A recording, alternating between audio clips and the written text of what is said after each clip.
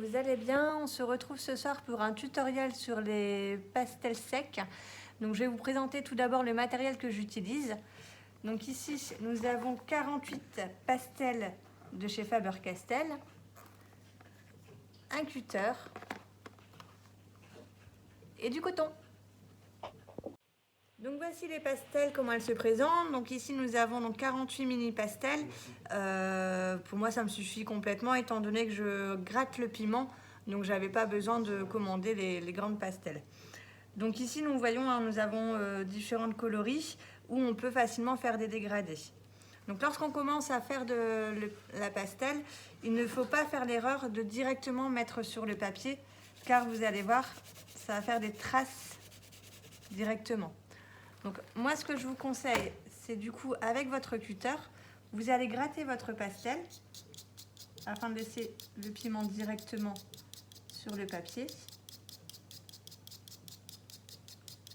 Une fois que vous avez assez dosé, vous prenez votre coton et vous allez frotter délicatement en faisant des petits cercles afin de déposer et de faire rentrer le pigment dans le papier.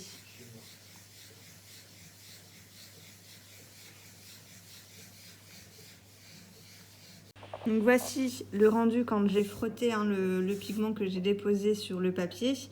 Et par contre, quand je frotte sur le papier, ça laisse des traces.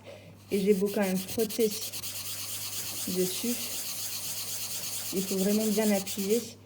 Mais on voit toujours les traces où j'ai appuyé pour laisser le pigment. Donc voilà le petit conseil que je vous donne. Après, c'est comme vous le souhaitez. L'avantage avec les pastels, c'est que les couleurs se mélangent bien entre elles. Donc là, nous avons fait avec une pastel unie. Et donc là, je vais vous montrer si on veut transposer différentes couleurs. Donc là, je vais prendre 3 couleurs. Un violet, un rose et un bleu. Donc pareil, je gratte ma pastel.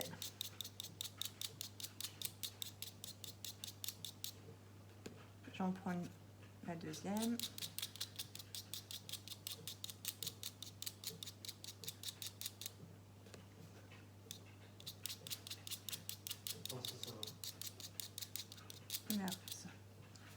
Donc là pareil, je reprends mon coton et je vais frotter délicatement.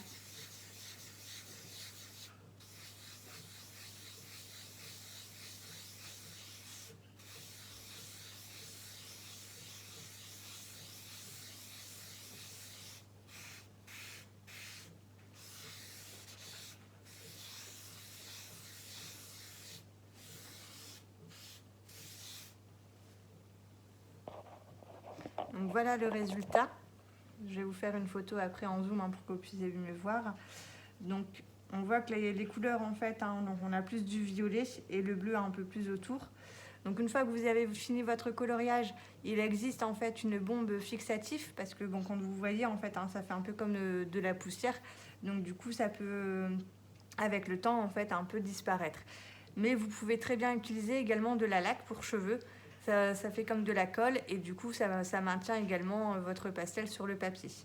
Le tuto est maintenant terminé, j'espère qu'il vous sera utile. N'hésitez pas à laisser vos commentaires et à liker si cela vous a plu. Une bonne soirée, à bientôt.